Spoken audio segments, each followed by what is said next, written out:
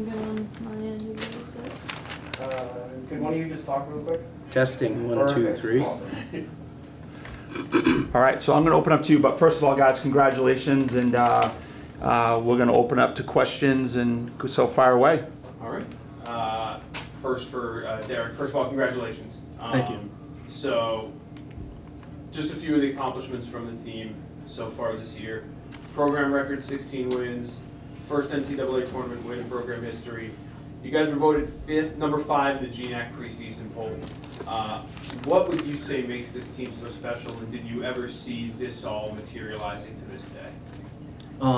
We've definitely, since the fall, since the beginning of the fall, we've been kind of manifesting it. We had goals in mind, and we kind of didn't want to get too ahead of our goals, but I'm so proud of this team. We kind of just put our heads down every single day, and in the back of our minds, that preseason poll, number 5, was in the back of our heads, and we just kept on going from there. And we continue to work hard every single day, and Coach Craven prepared us great, so no complaints, and honestly, I'm so grateful.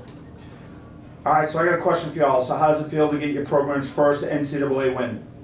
Amazing feeling. Coach? It's been a long journey. Certainly, we've been here before, so it's a pretty unique situation as the tournament expands that we continue to get the opportunity to compete at this level. It's something that I am incredibly grateful for, and it's something that these guys have earned. And a lot of talk goes into, as the tournament expands, some teams getting left out, and the bottom line is these guys earned it. We won our conference. We came up here, we played a very good Maine Maritime team, and now we have the privilege to go and play and compete against Tufts on Saturday, which is going to be a pretty big climb, but we're going to do our best to get going.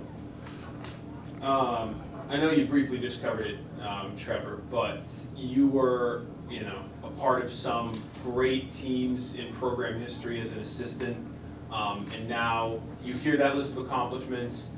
Now it's the first NCAA win in tournament history. Can you just describe your emotion from the time that you were an assistant to all the way to today?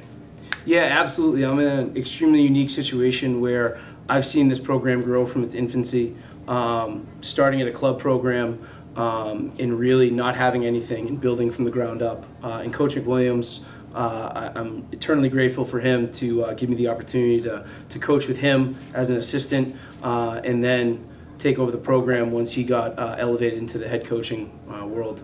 Obviously the sport has changed significantly over that time. I talked about expansion. There's more teams playing now, and we just keep on raising the level, and that's always the goal, to continue to be better and compete at the national level, and that's what we're doing right now, and that's what we're going to continue to do moving forward, and hopefully we continue to get the right people in here who do the right things, like Derek and his other seniors. So Coach, obviously Derek played a heck of a game today. He was outstanding. What does he mean to you and your program, and just as far as the ascension of where you guys are today? There are some young men who have come through this program, and he is arguably one of the greatest to ever do it for us. He plays a very unique role as a short stick defensive midfielder, which is a very,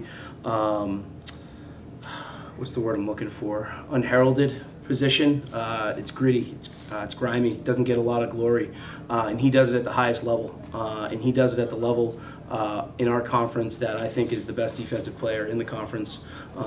Certainly some other coaches might disagree in terms of how our year-end awards mattered, but I think when Derek plays, particularly against out-of-conference opponents, they have to game plan to make sure that they're not dodging against him, and what he's done for us off the field in terms of resetting expectations, in terms of how behavior is supposed to be done, in terms of classroom, on-campus, off-campus housing, things like that. He did a great job at resetting that. He's got some big shoes to fill. Well, not he.